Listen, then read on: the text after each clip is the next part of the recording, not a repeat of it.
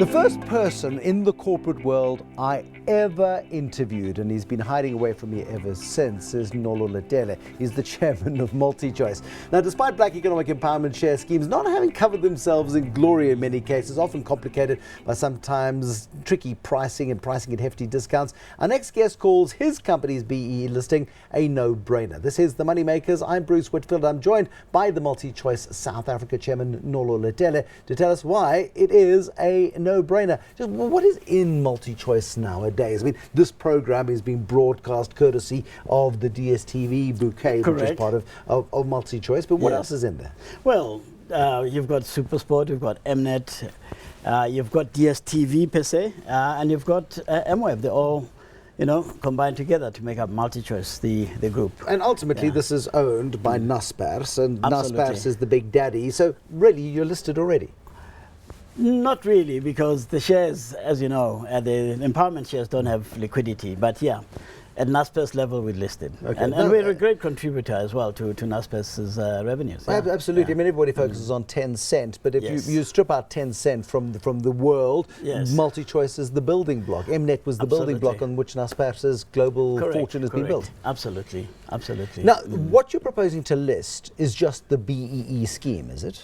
We're not going to list it. We can't. Okay. I'll tell you why. We can't, because we can't guarantee that we will continue to have the 30% shareholding, black shareholding in MultiChoice. It's a condition of our license. So I say it's a no-brainer. We would list it tomorrow otherwise. But so we have to trade on a sort of ring-fenced trading counter. But then, so how then can you best ZAR X is coming to the market? So I mean, this is the alternative exchange. Would you consider trading through that sort of platform, or again, is the black ownership the issue there? That's going to be the issue. I think we'll get on the JSE itself, but we'll continue to run our own sort of ring-fenced platform. Okay. For that reason, that black shareholding has to be guaranteed. Yeah, unless we find a clever way down the line. Okay, but why is it a no-brainer? Well, when I said it's a no-brainer, it's a no-brainer to list it if we can overcome this hurdle. Yeah.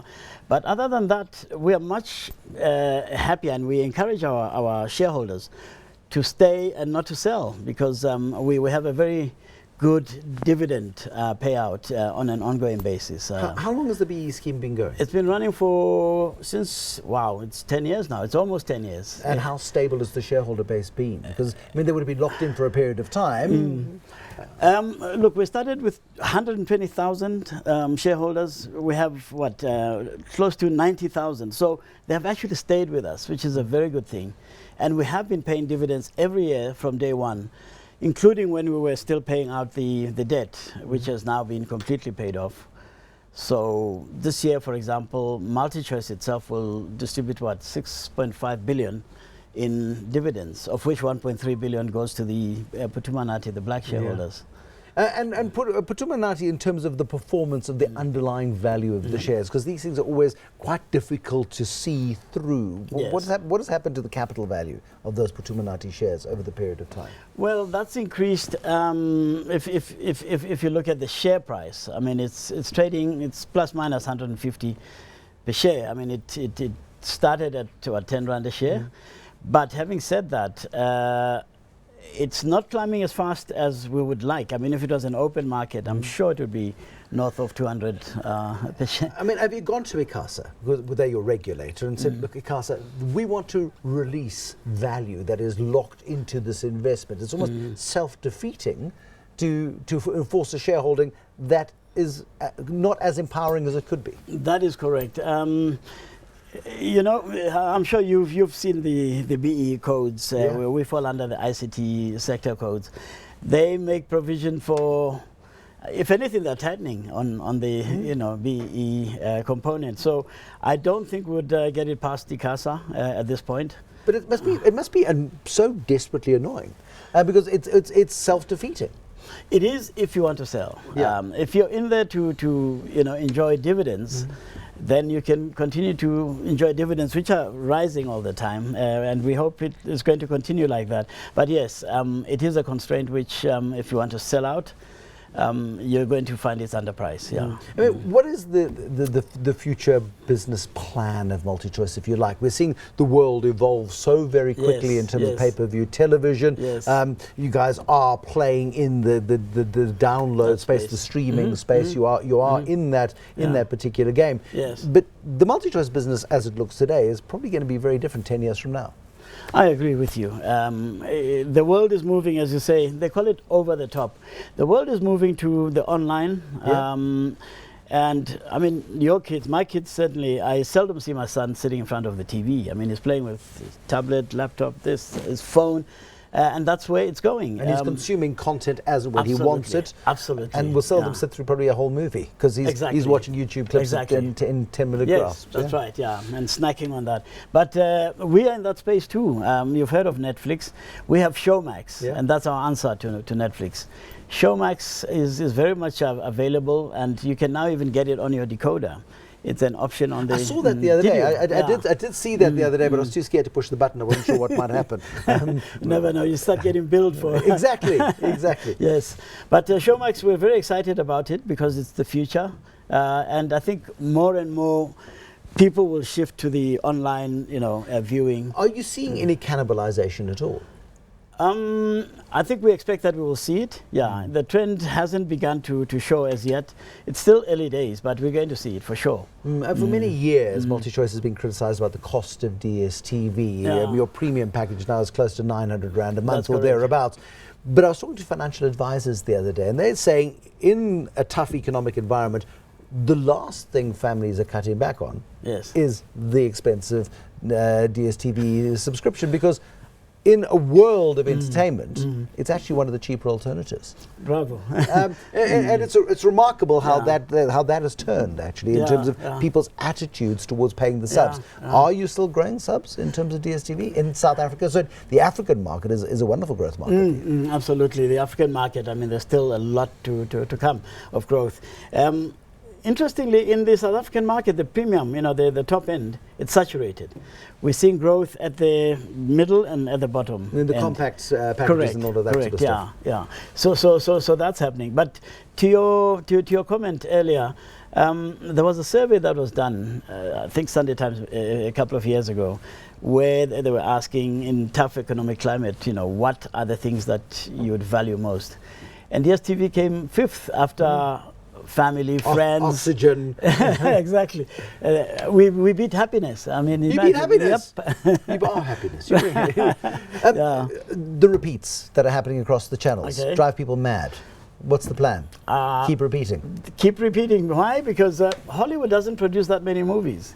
Go anywhere in the world, you have to repeat what your content. In fact, when you buy a movie, you're allowed to play it 10 times in a 2-year period. So you play it today, this evening, tomorrow morning. People, the housewife might want to watch that same thing at 10 a.m. I don't know. So the repeat pattern is inevitable, unavoidable. But we try to schedule it, clever. But we still haven't got it. And SuperSport is flying, and you're heading into Olympic season now. Yes. I mean, it's almost a predictor of sales growth, isn't it? Oh, absolutely. Whenever there's a major event, I mean, SuperSport is a big driver. Where there's a World Cup, Euro 2016 was another big one for us, and now the English Premier League is coming. If there's a World Cup, whether it's cricket, rugby, or soccer, does wonders. Do you ever envisage a day where you allow your subscribers, because sport is a big catalyst for people taking out the bouquets, where you can buy just a SuperSport bouquet? Or do you want to tie everybody in perpetuity into the full basket of what's available in the various packages? I think I don't know what's going to happen down the line, but when things go online, I think people will be able to do exactly that. But in terms of satellite DSTV, as you see it, it doesn't work, if you fragment every single channel, because now you can't have people sort of ordering just the kids' TV channel, the cooking channel, and a bit of history or whatever. And it's a nightmare to manage your subscribers, because now you've got, instead of one whole sort of subscriber base, you've got. But isn't that a weakness in the long term of the model then? In a world where the world is moving to choice, that lack of choice could very well drive customers away. Well, that's why I say the online option is the one that's going to solve all of that. But you won't see anywhere in the world where, go to Sky in the UK, it's the same. They don't, fragment their channels. Go to DirecTV in the US. Otherwise, even the economics don't work. No, I mean, you've got to substitute the less popular channels. So you subsidize the less popular channels. Absolutely, and that's the problem.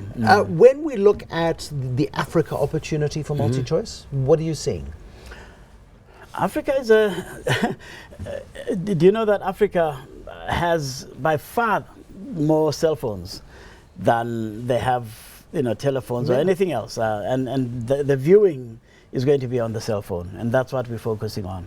Okay. Yeah, but it's a big market, as you know. But to do that, we need broadband. We need cheaper broadband and affordable broadband. Yes. The cell phone providers, certainly in South Africa, pushing up their rates all the time. They're trying. How does that dynamic play out then?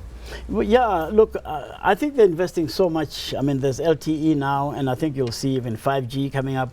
And they're very much watching the space as well. I think that you'll see that in Africa happening. In some countries, they're even more advanced than us, like Kenya. Nigeria is a good market for that. Yeah, so I think we'll be providing our content to cell phones in a Showmax fashion. That's what's going to happen. And for some of us, we're just going to need stronger and stronger glasses to be able to see the content. Yeah, that's me as well. It's so nice to see you again. It's been you too, Bruce. 15 years since I last saw it. It's been that long, I think. It has been that long. Nolo Letele, he is the chairman of MultiChoice in South Africa. Fascinating insights into the world of investment and certainly the BE scheme, the no-brainer. And it becomes an inhibitor then to real value creation. ICASA, we love you, we respect you. Take the meeting. Next time on The Moneymakers, we look forward to seeing you then. Bye-bye.